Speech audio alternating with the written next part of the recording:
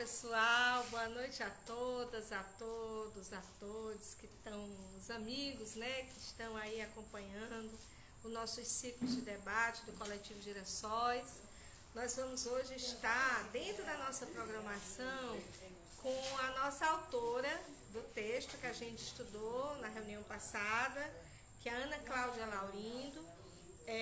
Para quem está vendo pela primeira vez, o nosso...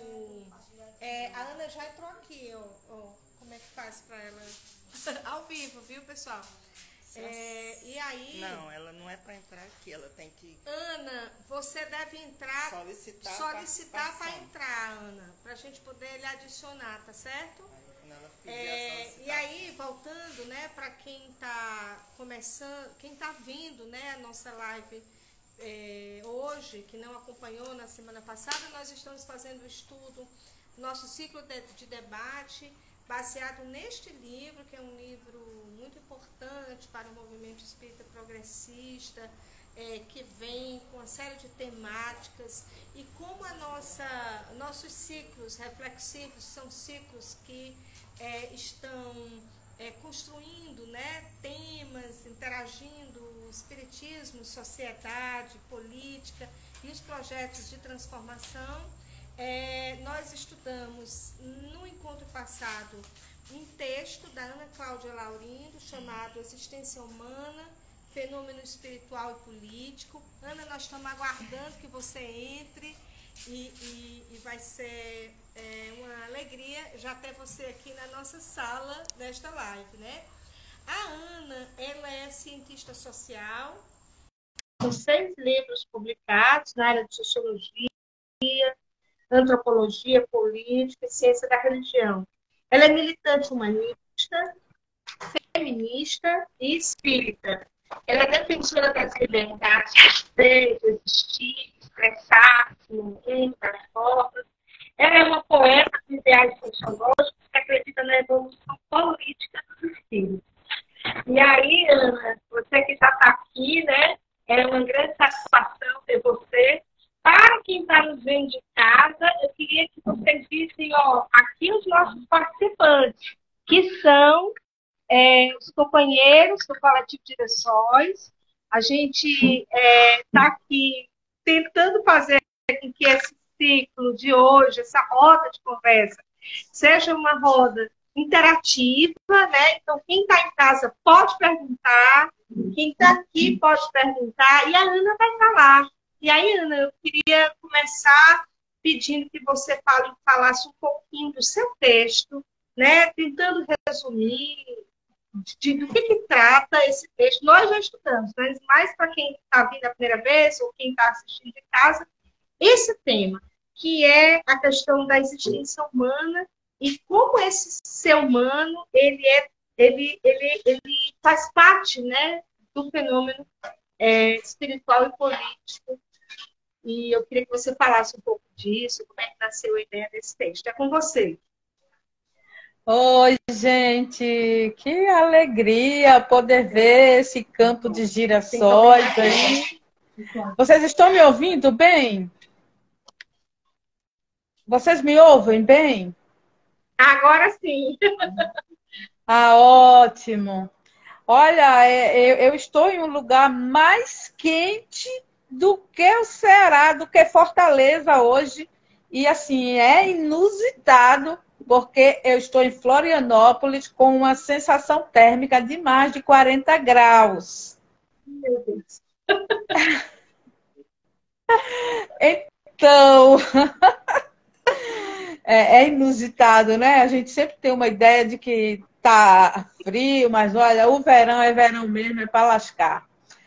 E aí, a alegria de vê-los vocês e de voltar a este texto é grande porque ela comprova uma evolução na nossa história.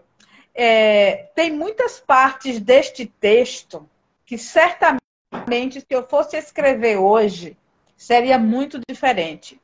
Porque esse texto ele faz parte de uma coletânea organizada pelo nosso querido Sérgio Maurício e a nossa amada Dora Encontre, referente ao primeiro encontro nacional dos espíritas à esquerda, que foi em 2019.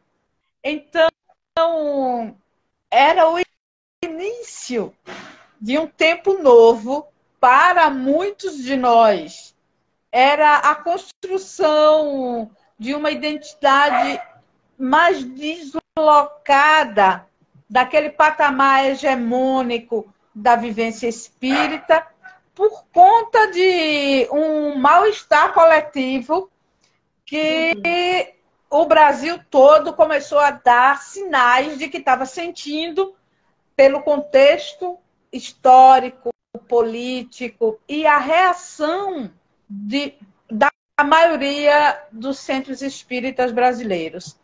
E eu também participei disso.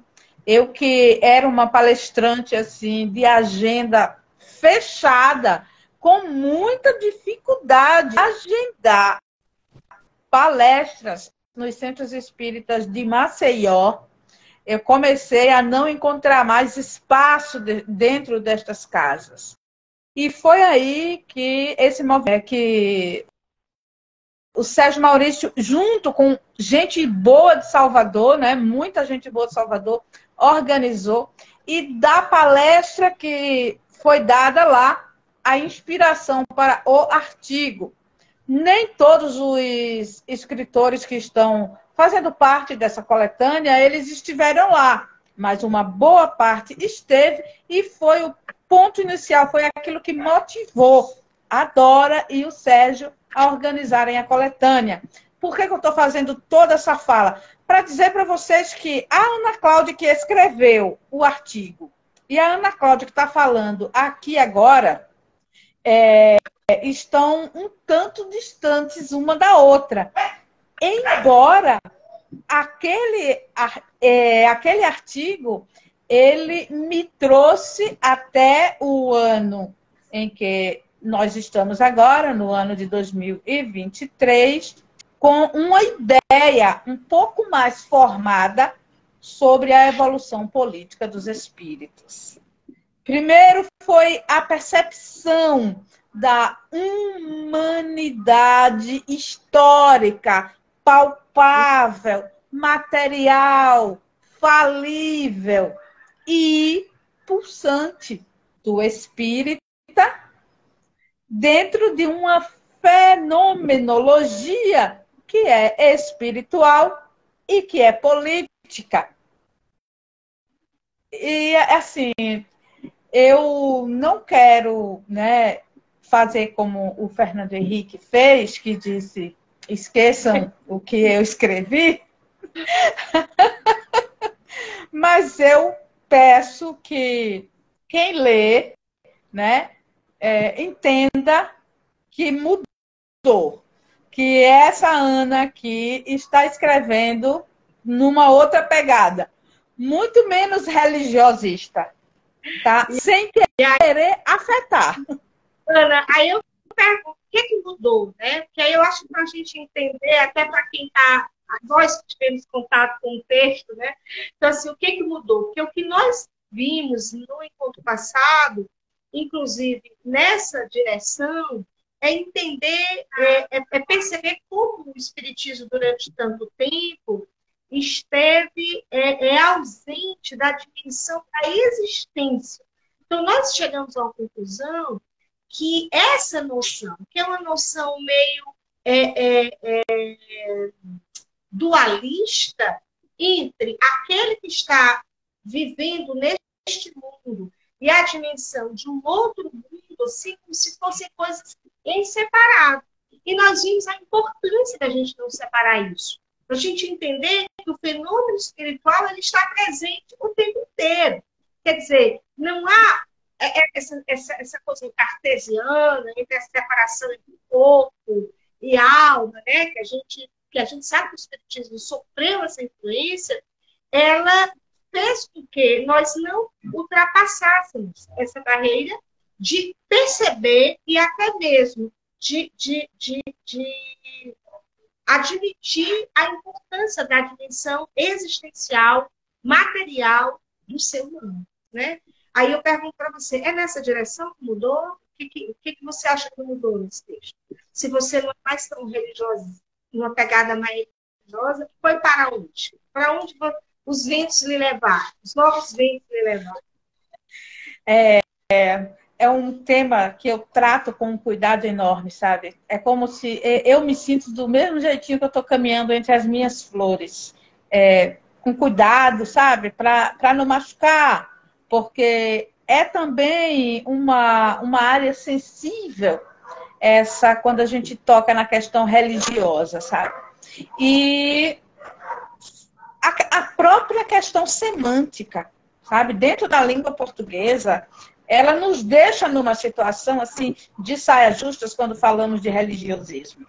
Porque não é o desprezo da religiosidade, não é nenhum tipo de desvalorização do papel e da importância da vivência religiosa, até porque nós estamos em um país de liberdade, de culto religioso, e nós, como pessoas que defendem essa democracia, nós também, né, damos o exemplo de assim, é interessante, religião é importante. Agora, é uma coisa assim mais da natureza da escrita, sabe? E a minha escrita, ela mudou o polo para uma questão mais ética, uma ética mais de vivência, onde não precisaria estar ligada a credo nenhum para amar, para respeitar a vida e para perceber a importância das coisas, das pessoas, do universo, sem tutela de representatividade religiosa.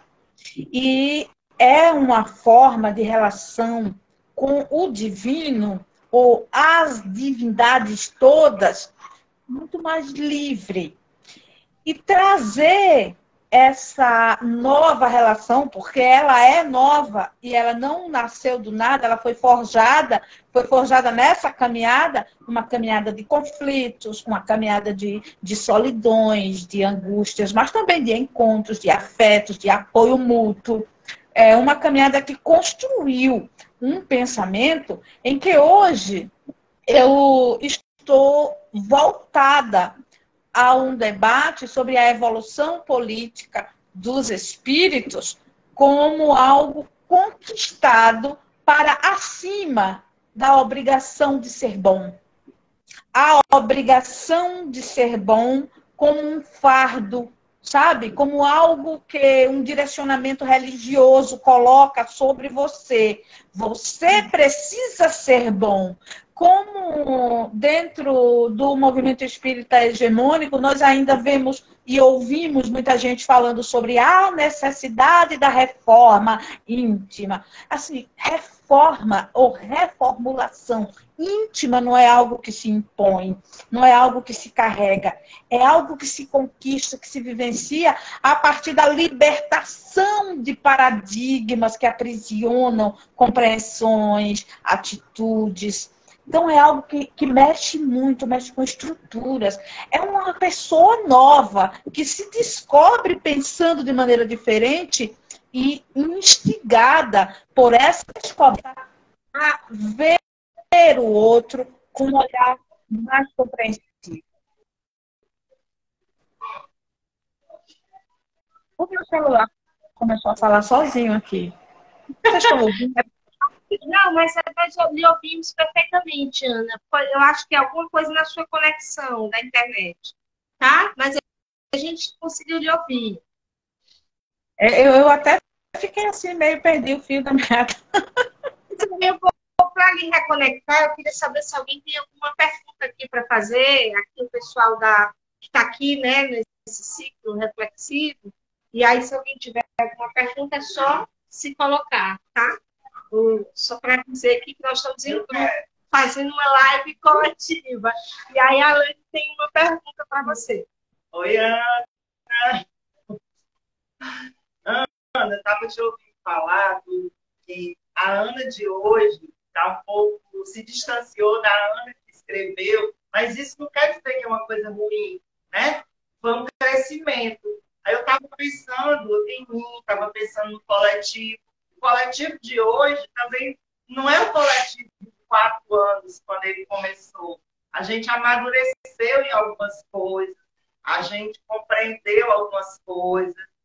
Não quer dizer que a gente não tenha mais aquele pensamento, aquele sentimento, aquela ligação com a divindade, com o social, com a justiça, com o espiritismo. Apenas a gente mudou. Mas por que é tão difícil? Não vou falar nem das outras casas religiosas, não, porque eles não estão aqui para conversar com a gente. Mas dos espíritas eu posso falar, porque estamos aqui todos nós entre espíritas, pelo menos aqui na live. Por que é tão difícil nas nossas casas espíritas as pessoas compreenderem que a gente muda, que a gente não quer mais ficar preso àquela de que se eu falo, reclamo de um governo, eu estou obsidiada, eu não posso mais dar passo, eu não posso mais ser evangelizadora. Se eu digo que a gente precisa, além de doar a quentinha para a pessoa que está em situação de rua, a gente poderia trazê-los para a casa espírita para participar do evangelho, para fazer uma atividade, fazer um curso profissionalizante, que a gente não precisa só dar, a gente também pode receber. Mulher, por que é tão difícil? Aí na tua cidade também é assim. Eu tenho a impressão de que, pelos lados da minha cidade, ainda seja mais difícil, porque lá nós não temos uma plantação de girassóis.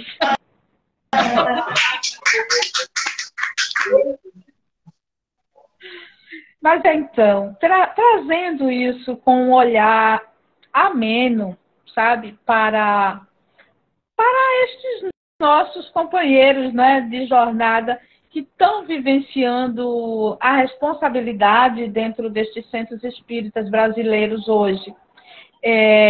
Como eu falei, que nesse momento eu estou em Florianópolis e eu estou frequentando um centro espírita aqui. Eu estou indo para o centro espírita Seara dos Pobres. Ele fica no continente, porque como Florianópolis é ilha, esse centro fica no continente, ele fica numa área onde a comunidade sente mais os efeitos, né, das diferenças sociais, das exclusões sociais.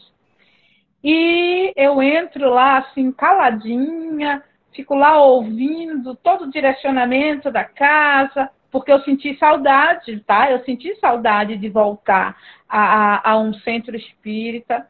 E não é diferente, né? É o medo de perder o instituído e aquele lugar que dá segurança no conforto do hábito. Existem alguns palestrantes que até ousam alertar para os riscos de fanatismo dentro desta casa que eu estou frequentando e que não é a casa que me conhece. Eu sou uma pessoa anônima dentro dela. O que me dá assim, um certo conforto de fazer análise, de observar. E eu percebo, Alane, que até para nós o desafio, sabe, de fazer um equilíbrio entre a percepção do social e do político e a harmonia dessa percepção com o trabalho ligado ao imaterial, ao espiritual e a todo um histórico de trabalho de cuidados sociais que as casas acostumaram, construíram como uma proposta, né, para a sociedade do seu entorno, ainda é um desafio muito grande. E dentro desta alçada de desafio, em alguns momentos onde eu tenho oportunidade de falar sobre isso, eu cito vocês como um exemplo mais aproximado daquilo que a gente sonha em fazer, porque o trabalho que vocês desenvolvem com a Casa da Sopa, com as pessoas em situação de rua, e ainda assim mantém um nível legal de desempenho do debate político e social, sem perder a característica espiritual e este lance de trabalho de assistência e de cuidado, olha, é um desafio imenso, enorme, enorme. Então, eu olho com com muito cuidado, com muito respeito para entender, né, para não pisar no que o outro é sensível dentro dos centros, e eu percebo que falta, sim, coragem. Porque não é todo mundo que quer correr o risco de desalojar o que é aceito pelo todo, para começar uma proposta de vista como revolucionária. Então, nós ainda precisaremos de muita paciência, principalmente nós que somos uns semeados nos campos, outros, e não temos um grupo que se junta com um ideal assim e que entabulam a luta como a de vocês. O Elber tem uma pergunta para lhe fazer. Oi, Ana, tudo bom? Meu querido. As suas mandalas ainda enfeitam lá o nosso lado, viu? Quanto lado está outro. Que bom. Depois até você falar um pouquinho como é que está o desenvolvimento desse trabalho, né, de arte, com as suas reflexões. Mas puxando pela sua fala, você está em Florianópolis, né? E, assim, do lado de cá que nós estamos aqui do norte do país, a gente também tem uma visão, eu penso que um tanto quanto preconceituosa do que está acontecendo aí, né? E a minha pergunta são duas, na verdade, numa só. Você está aí curtindo o seu anonimato para poder ter a possibilidade de uma observação mais isenta, né? Menos provocativa. Existe espaço onde você está, não só na cidade, na região e nesse centro, para uma fala de espírita com foco progressista? Primeira pergunta.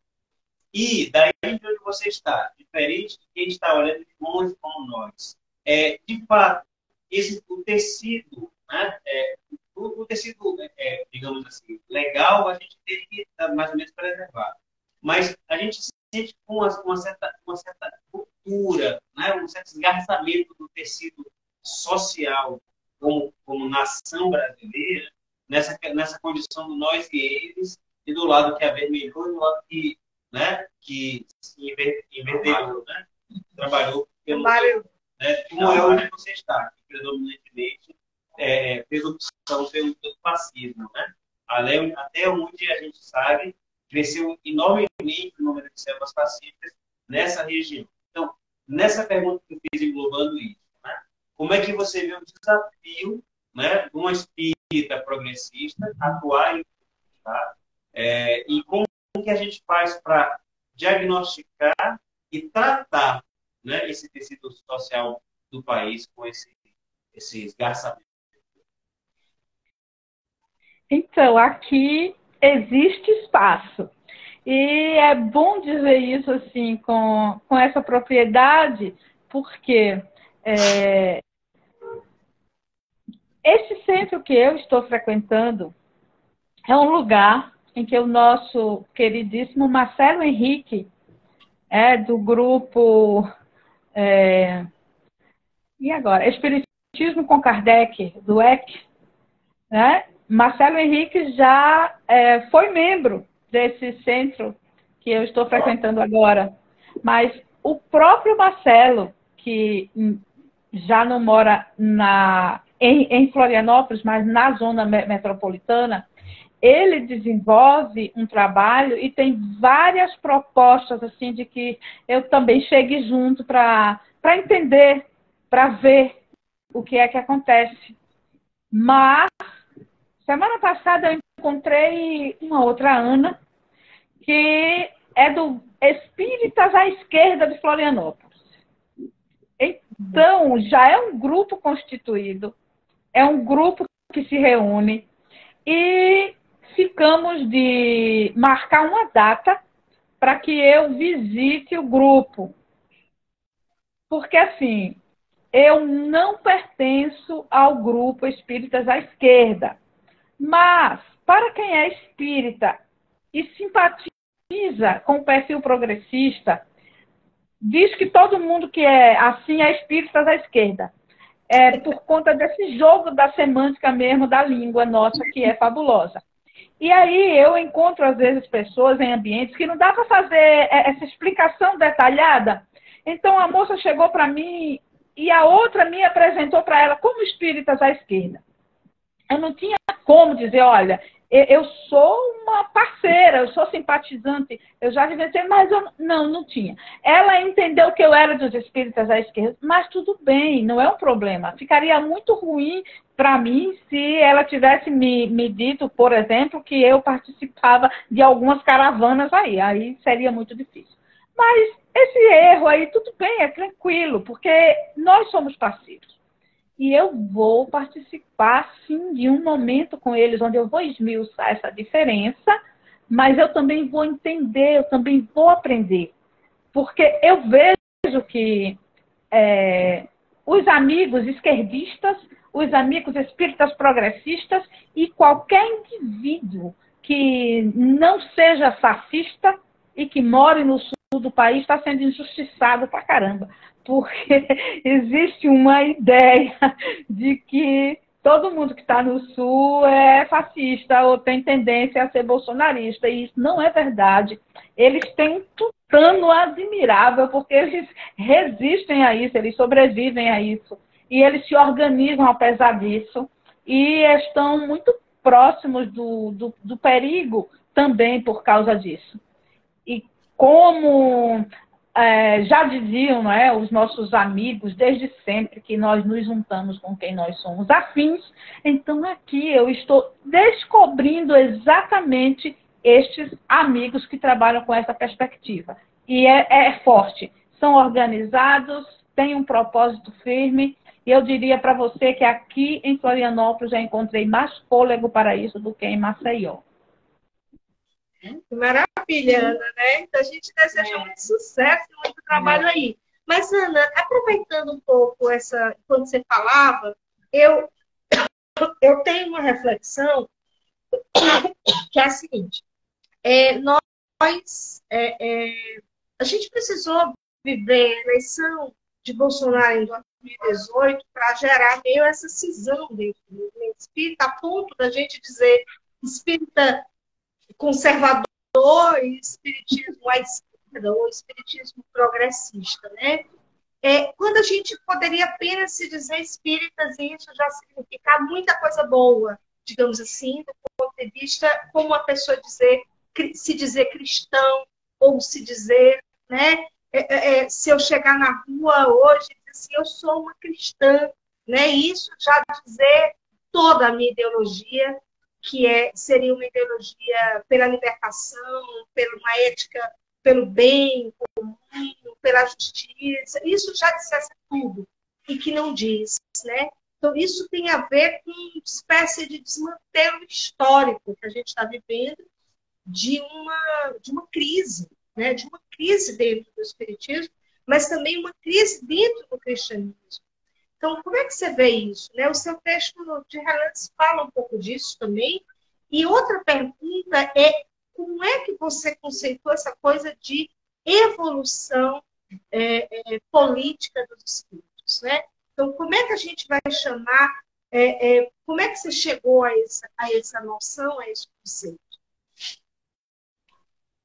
Enquanto você falava, eu ficava praticamente assim, ouvindo, né, aquele ideal dos cristãos, né, de serem reconhecidos por muitos, se amar, e talvez assim, a falha tenha sido essa.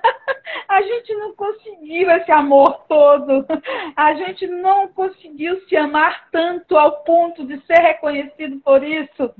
E aí, por quê? Porque nós fomos restringindo o amor aos círculos, às bolhas. Nós fomos sendo utilizados também por instituições que se alimentaram dessa abordagem coercitiva, sabe? Do amor, obrigação para com, e não o amor, liberdade ética humanitária. Assim como seríamos reconhecidos por muito nos amarmos se tivéssemos guardado essa ética. E hoje eu estava pensando em Jesus, de quem eu até assim peço que ele entenda. Às vezes eu tenho a necessidade de dar uma distanciada para poder olhar outras crenças, outros sagrados, e não me prender unicamente na figura dele, né? Gente, olha, não é fácil fazer isso, não é fácil. Existe uma exigência muito intensa de que você reafirme os ditames que, na minha vida, eles chegaram via Roma. E aí passa por toda uma ancestralidade de bisavós, trisavós, avós, pais. Chega a gente aqui, ó, e isso é uma carga. Então, eu estava pensando assim, nesse Jesus sábio, quando ele nos deu aquela frase, faz ao próximo aquilo que você quer para você, porque é uma ética que não justifica o desamor, porque nenhum de nós, a menos que estejamos muito adoecidos, não vamos esperar para nós mesmos aquilo que nos faz bem. Então, o que me faz bem enquanto ser ontológico, enquanto ser fenomênico, é aquilo que também vai fazer bem para o outro. Em tese, é uma cartilha pedagógica de simples assimilação, mas de difícil execução, porque ela é contraposta por outras verdades. E essas verdades, elas são ditas e reafirmadas todos os dias pelo poder. Pelo poder com suas multifaces. E é muito atraente estudar o poder, porque nos dá também o poder de entender que nem tudo no outro é maldade. E é muito ignorância. E é muito limitação. Também a nossa própria ignorância, as nossas próprias limitações para não nos tornarmos soberbos. Porque a soberba é também uma forma de prisão. A evolução política dos espíritos é o resultado desta percepção. A percepção de que, para ser útil a si e à vida, não é uma atitude religiosa. É uma atitude política. E política em que sentido? É política quando eu tomo posições, quando eu reafirmo convicções, quando eu enfrento negativas por considerar aquilo injusto, por olhar para o outro e me colocar em risco pelo outro. Todas as vezes que eu faço isso, eu inconscientemente estou tendo uma atitude política. Eu não sei que aquilo ali é político como ser humano, mas a ética que me move, o princípio que me move, ele é político. Sim. E aí nós vamos sendo levados a crer, e os últimos anos brasileiros trazem uma amostra substancial de que religião não significa que a pessoa é boa, né? Muita gente religiosa ficou aí, gente, desejando a morte do presidente Lula, se juntando para planejar como matar, formas de matar. E no final, amém, Jesus, né? Vários vídeos de pastores dizendo coisas horríveis, desejando mal para os ministros do STF, em nome de uma fé assassina. Então, assim, nós vamos percebendo que a melhora do ser e a melhora do entorno, a partir deste ser, ela se revela nas atitudes políticas que estes indivíduos vão tomando. Isso vai nos fazendo partes mais expressivas daquele amor que nós buscamos, que é o amor de Deus, da deusa, o amor dos sagrados, dos orixás. Meu Deus, gente, eu estou descobrindo um mundaréu de deuses junto com o pessoal da escola Sarasvati, lá da religião Vaishnava. tem muito sagrado nesse mundo para a gente querer que somente um seja válido. E tudo isso é posição política. E essas posições políticas podem doer. O Herbert tem uma pergunta aqui para você. Oi, Ana. Tudo bem? Você estava colocando aí sobre a questão da ética, né, e a evolução política do espírito. Eu acho que essa discussão sobre se é progressista, se é esquerda, rótulos, né, que a gente nós tivemos que nos colocar para nos diferenciar, mas tem uma questão que eu tenho refletido, eu acho que é fundamental, que se trata de que nada é mais progressista, nada é mais revolucionário do que o exercício da ética do amor. Então, trabalhar essa ética e vivenciá-la onde nós estivermos, da forma que nós estivermos, com empatia, com solidariedade, ela é fundamental.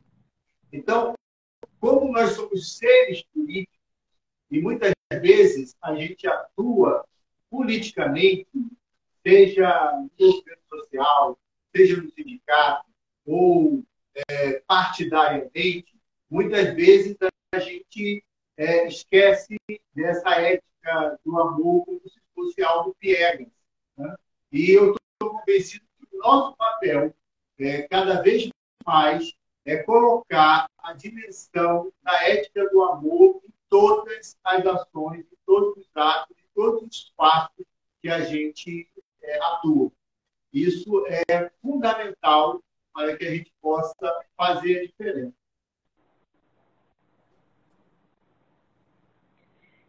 Essa coisa da construção, não é, dos rótulos como referências, tem nos ajudado também a perceber que existe uma dimensão política nos rótulos, sabe? Porque teve uma época que eu vi a Dora dizendo, a Dora Encontre, né, pessoa queridíssima nossa, ela dizendo que recusava a dizer que era kardecista. Ela dizia assim, não, eu sou espírita. Mas ela disse, olha, mas depois do que o movimento espírita hegemônico começou a aprontar nesse país, com a divulgação de falas de uns médiuns que traziam umas coisas tão escabrosas, ela disse, não, aí eu comecei a sentir necessidade de dizer, eu sou espírita kardecista. E eu vi um vídeo do Alisson Mascaro, em que ele fazia uma explicação assim, bem simplista, bem básica para quem é estudioso, para quem é da área, mas para quem não é, mas para quem é povão ou que é de outras áreas de estudo e de vivência, não é tão simplista assim. Ele explicando por que esquerda e por que direita. E não é uma coisa que vem do nada, né? E ele dizia, olha, eu queria nem precisar explicar isso, mas a história do nosso mundo, ela foi tão desigual em acessos e ela partilhou saberes de uma maneira tão desigual também, que esquerda e direita é algo referente ao período da Revolução Francesa, quando os que defendiam causas dos trabalhadores e das pessoas empobrecidas sentaram-se à esquerda. E aqueles que vinham defender as posses e as práticas de acumulação de bens e poderes sentaram-se à direita. Então, quem estava à direita tinha um objetivo, defendia um interesse, e era um interesse material, humano, político, histórico, econômico. E quem estava à esquerda também fazia isso. Então, existe uma utilidade nestas referências, até porque nós precisamos de referências. E quando nós não temos nenhuma, nós ficamos meio que à deriva, sabe? E quando nós estamos à deriva, existe uma energia muito poderosa que atua sobre os que estão à deriva nome dela é mercado. E aí ela começa a te entupir de necessidade de consumo. Como você não sabe o que você defende, você não sabe onde você se encaixa, quem você é nesse jogo de forças, vamos lá consumir, adoecer a mente e se endividar. Nós vivemos num mundo complexo. Nós precisamos ainda de referências. Muito interessante o que você falou, Ana. Até porque a gente está numa espécie de disputa de narrativa, que, na verdade, está tentando dar sentido a esse mundo e as coisas que a gente está vivendo e vendo nesse mundo. Né? Então, assim, imagina um mundo que tem, vivendo o neoliberalismo, por exemplo, e as consequências nefastas do liberalismo, e a gente não se posicionar como espírita. Então, a gente vê um governo como o desgoverno, né, de Bolsonaro, por exemplo, e não se posicionar. Então, assim, há um chamamento ético espírita, né, e cristão, e não cristão, né, porque você falou aí, eu estou um pouco assim como você, né, descobrindo as manifestações divinas por toda parte, né?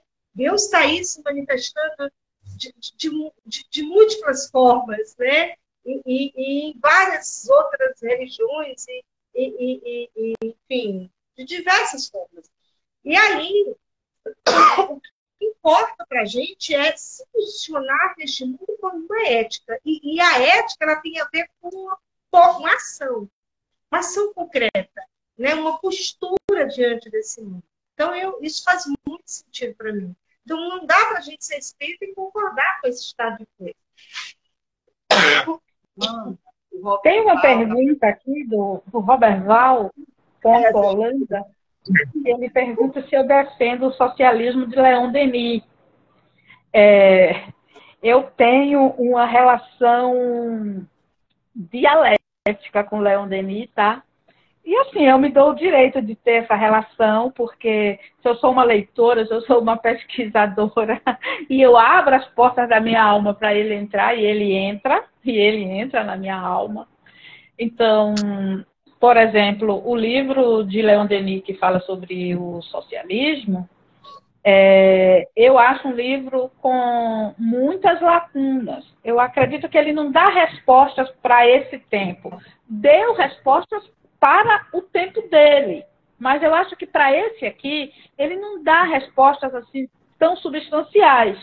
Inclusive, o movimento espírita hegemônico se utiliza muito de Leon Denis para as suas pautas. E aí eu vejo, de um lado, os progressistas se utilizam de Leon Denis e os hegemônicos também se utilizam de Leon Denis. Mas eu estou fazendo um encontro, eu estou vivendo um encontro muito novo com Leon Denis no problema do ser, do destino e da dor. Eu estou encontrando nele algo que chega mais próximo desse olhar menos religiosista, menos preconceituoso com relação ao material, ao político material econômico, porque a utopia de um socialismo espiritualista, de um socialismo sem influências de economia, uma coisa purista, que não dá para ser materializada em uma sociedade como a nossa, de concretudes, de leis, de sistemas, e esses sistemas têm poderes, eles definem até como a gente morre, imagina como a gente vive. Então, assim, essa utopia, que é linda, eu amo utopia, porque eu olho para a utopia como o Eduardo Galeano me ensinou a olhar. Utopia é uma coisa que a gente persegue, corra atrás. Eu levanto da cama todo dia porque tem utopia, né? Para correr atrás e ela ir para mais distante, e a gente correr atrás mais uma vez.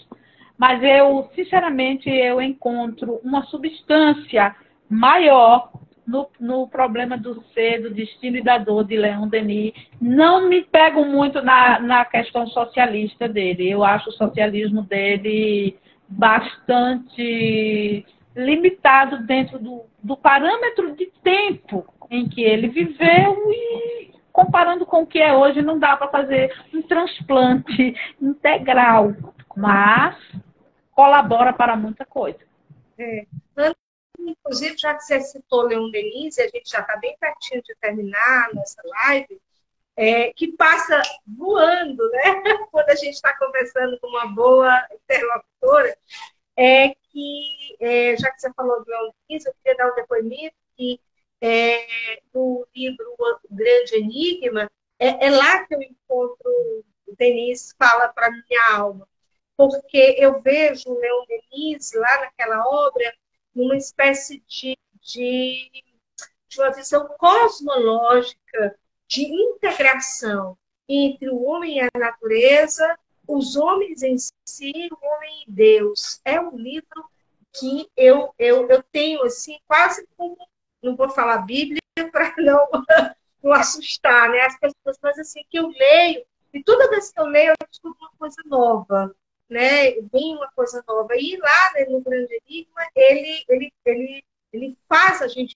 pensar de que nós estamos todos interligados.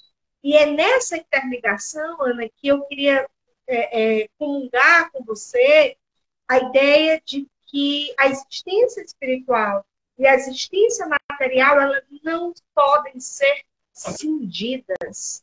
E nisso que o espiritismo, algumas abordagens espíritas se equivocam, como se eu fosse uma coisa aqui e o desencarnado fosse outra coisa ali, entendeu?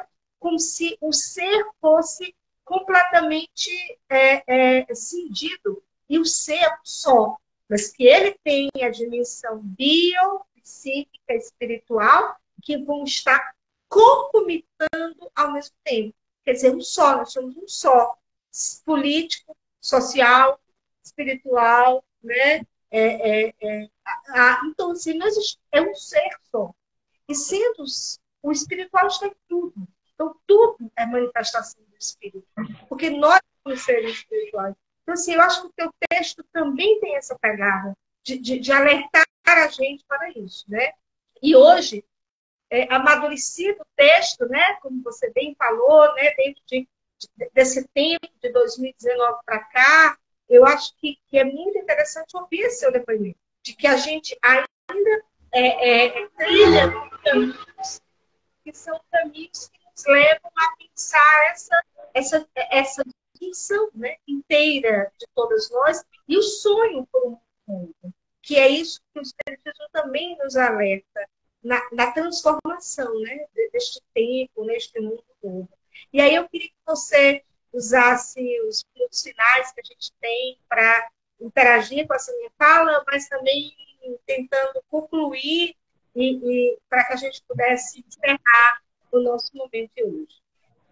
Então, eu quero dizer que eu conheci o Grande Enigma a partir da Lídia, acho que há uns 2 anos atrás, ela me induziu com esse discurso aí de paixão dela, eu conheci o Grande Enigma. E tudo isso que nós vamos encontrando entre estes autores que já deram a sua colaboração e estes que estão aqui atuando agora, né? Tem muita gente escrevendo, tem muita gente falando. E isso, para mim, é continuidade daquilo que eles deixaram, que eles começaram. Isso tem sido, assim, de um valor imenso. Mas eu falo também para vocês que o livro Deus e Política, Enredo da Morte no Brasil, que eu publiquei ele em 2020, eu já mudaria algumas coisas bem substanciais que eu leio nele. Então, assim, quando eu releio, eu digo, nossa, isso aqui eu já não colocaria dessa forma aqui. Então, a evolução é isso. A evolução é isso aqui. É a gente saber que nós não estamos prontos, mas a gente está se aprontando, a gente está se organizando. E o melhor e o mais lindo, nós estamos nos organizando coletivamente, nós estamos dando apoio uns aos outros, sabe? Esse momento assim de ver vocês é um estímulo enorme para os meus olhos. e para o meu coração também, porque nós temos a alegria de nos percebermos integrais.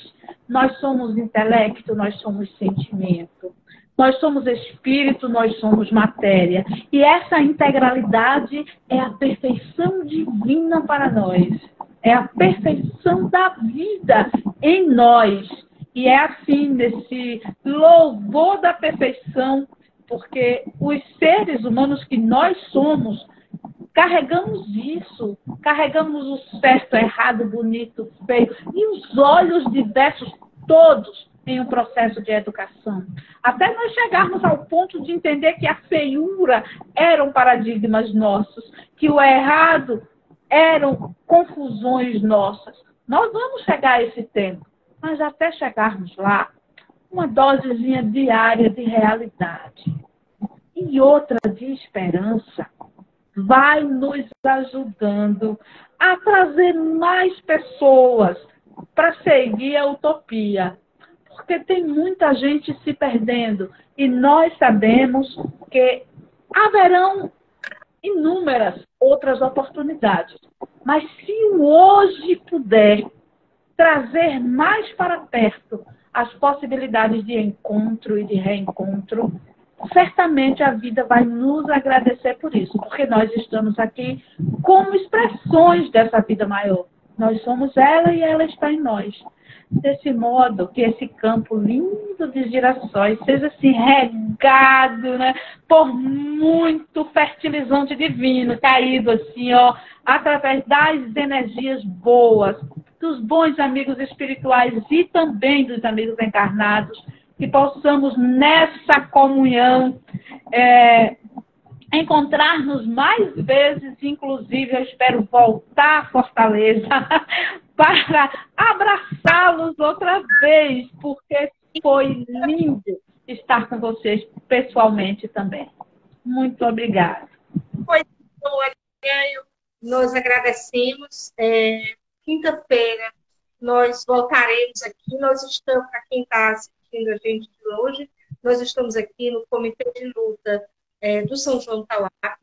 Esse espaço que nós estamos é um espaço coletivo em que está aqui outros grupos, né? Inclusive o próprio Comitê do São João Tauap, em nós também, Coletivo de Gerações. Muita coisa linda está acontecendo aqui, projetos de educação popular, projetos ligados ao combate à fome, muita coisa maravilhosa vai acontecer. E o Coletivo de Gerações está aqui é uma espécie de condomínio, onde reúnem vários grupos. E nós, com os círculos reflexivos, nós pretendemos contribuir para pensar o espiritismo vivo, atuante e transformador de um projeto social para a sociedade. Né? E o teu texto nos tocou muito por isso, né? É um texto em evolução, a Ana é uma mulher em evolução que está contribuindo muito. E a gente está muito feliz. Então, próxima quinta já vai ser fevereiro. E aí nós vamos divulgar nas nossas redes sociais o nosso próximo tema. Esse tema, a gente está querendo criar uma interlocução com o livro, mas não necessariamente vai ficar restrito ao livro, é só a interlocução, é o momento em que a gente... E que quem quiser acompanhar presencialmente, vem aqui no São João Tauap, ver nossas redes aqui, o endereço. E nós estaremos sempre transmitindo pelo nosso Instagram a nossa ciclo, né? A nossa roda de conversa. E hoje teve essa mulher maravilhosa, alguém colocou aqui, guerreira, linda, que faz um lindo trabalho. Então, Ana, nosso muito obrigada. Fica com Deus, esperamos você aqui. Eu vou fazer um panorama aqui para as pessoas né, se despedir aí de você. Né? E que aí a gente agradece muito a sua presença entre nós, pedindo as bênçãos aos nossos amigos espirituais, aos nossos benfeitores, a Deus, para que você continue sendo essa pessoa que você é, contribuindo para o mundo, e que estamos conectados e ligados, né? Mais do que nunca, porque, como você bem falou, os afins, né, nesse momento estão juntos. Boa noite a todos. Tchau, tchau. Tchau. Tchau.